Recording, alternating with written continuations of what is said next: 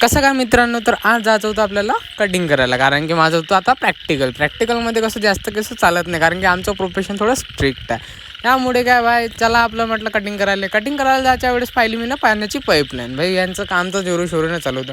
मग भाई पाईपलाईन पाहून बघितलं तर आमच्या इकडे बोर्ड पण लागलं होतं, कारण की मोठे वाहनं जाऊ नका म्हणून.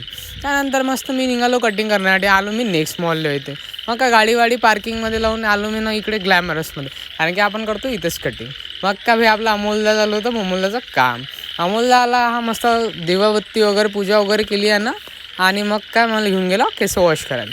मग केलं ना भैयानं मस्त केश वॉश, पहिले पाणी लावलं मस्त, मग काय शॅम्पू लावून मस्त केश वॉश केले. आणि मी नाही केल्या याच्या गोष्टी.